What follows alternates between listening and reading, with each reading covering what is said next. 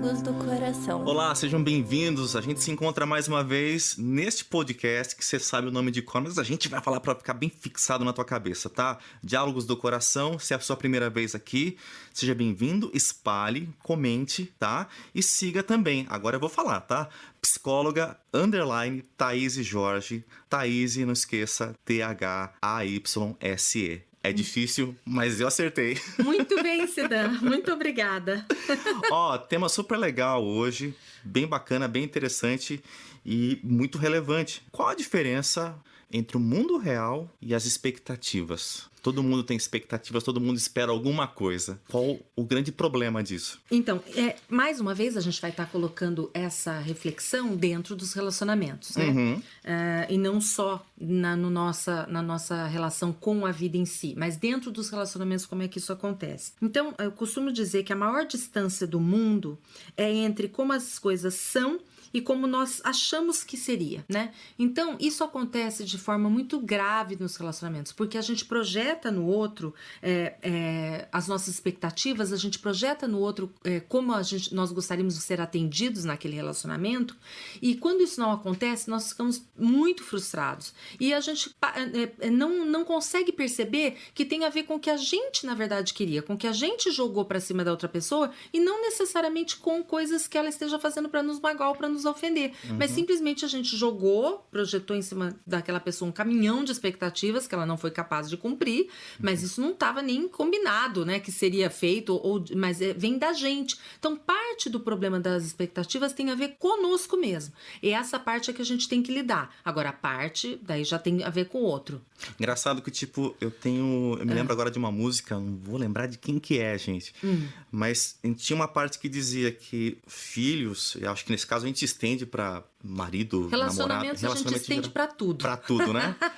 Enfim, essas pessoas com quem você se relaciona e ama são como altares que você deposita desejos. E o quanto isso é ruim, né? Sim, sim. É prejudicial porque é normal que a gente tenha algum tipo de expectativa, claro, né? São as básicas, né, da vida. É normal que eu tenha uma expectativa que você me trate com respeito, com carinho, ou com o mínimo de atenção. Isso é o básico, né? Mas depois nós temos coisas muito específicas e cada um tem as suas.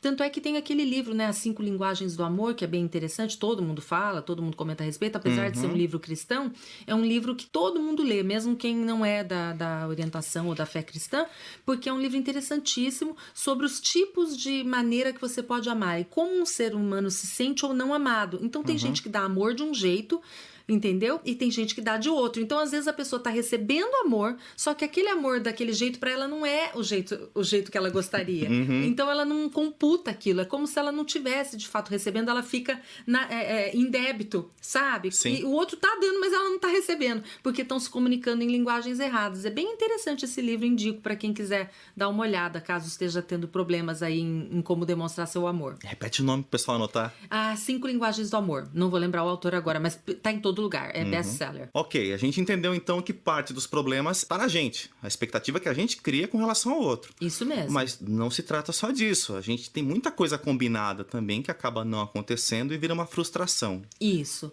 Essa é a segunda parte do problema e talvez a mais difícil, porque você se dá conta das próprias expectativas frustradas, você até consegue e se colocar na jogada tipo, poxa, também esperei demais, ou então também, né, me confundi, apaixonamento é uma coisa, a vida real é outra, tal. Agora, quando você de fato tem combinados, né, que a outra pessoa não cumpre, aí vem a maior parte das decepções nos relacionamentos, né? Então, por exemplo, aquilo que você promete no altar é muito válido, ok, para quem faz essas promessas, mas é muito amplo. Os combinados que realmente acabam destruindo um relacionamento são aqueles pequenos combinados que são feitos no dia a dia, no cotidiano, e que as pessoas se esquecem de levar a sério, entendeu? Então, não é só, tipo, ser fiel na saúde e na doença. Isso é muito amplo, mas e no dia a dia? E as pequenas coisas que você ficou de fazer ou ficou de se comportar de tal forma e não se comportou? Seria muito duro dizer que são pequenas traições do dia a dia?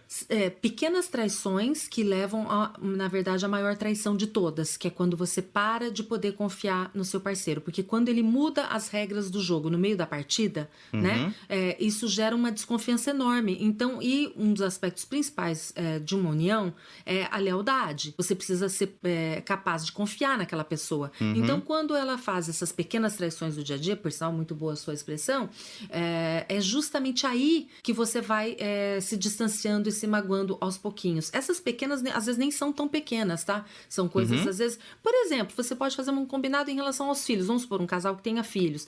Nós vamos agir dessa forma com o nosso filho. Vamos educar desse jeito. E aí um dos dois, no meio do caminho, muda de ideia. Não concordo. Nós vamos fazer assim, assado. E o outro se ressente, porque ele é totalmente oposto ao que o outro pensa. Esse, por exemplo, é uma das coisas que pode acontecer. Pode acontecer isso em relação a finanças, em relação a como lidar com a família um do outro.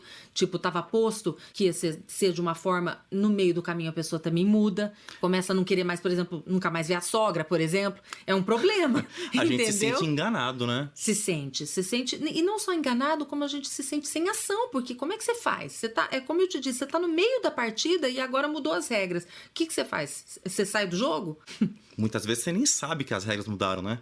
E tem essa também. Às vezes você não é avisado.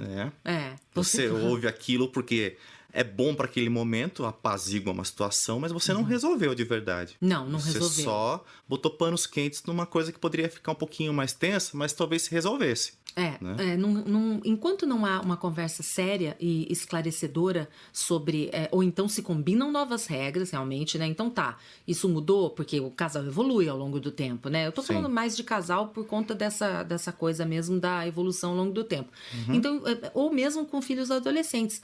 Você tem uma regra para quando o filho tem 12 anos e outra para quando ele tem 17. Não é a mesma coisa, né? Com 12 anos, por exemplo, a tua filhinha tá brincando de noite do pijama, aos 17 ela quer ir na balada. Então essas coisas vão mudando, né? Só que desde que esteja conversado e combinado, o combinado não é caro. Sabe aquela expressão, aquele ditado? Agora, o problema é que quando se desfaz o combinado sem avisar a outra pessoa, aí realmente gera muito estresse no relacionamento. É uma frustração, né? Só para deixar claro, né? Como você falou, não tem só um tipo de traição, né? A traição que todo mundo comenta que, né? Todo mundo sabe do que eu tô falando, que é a mais comum, né? Que é a traição realmente sexual, digamos assim. Todo mundo leva a cabo, às vezes, os relacionamentos por conta disso, mas não é o único tipo que existe, né? Existem vários tipos de traição, como eu estava dizendo, traição do sentimento, traição da confiança depositada em outros assuntos que não só necessariamente uma relação extraconjugal, traição em relação aos filhos, traição em relação à família, traição em relação a um modelo de vida,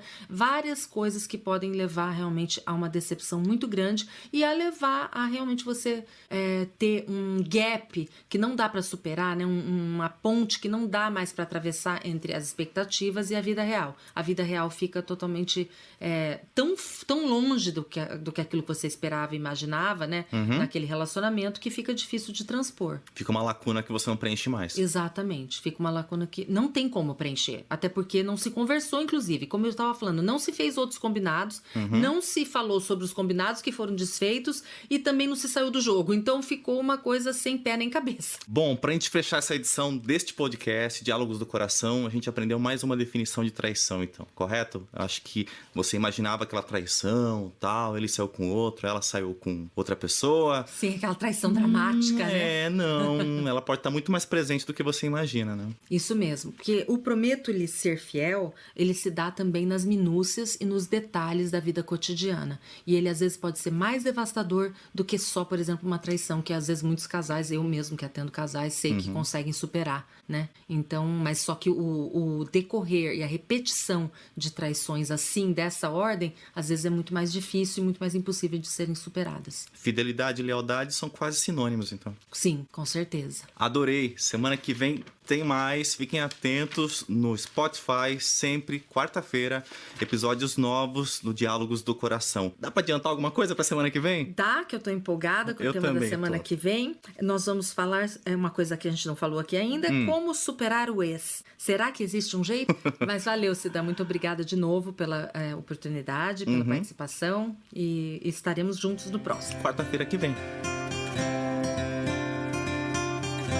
Diálogos do Coração.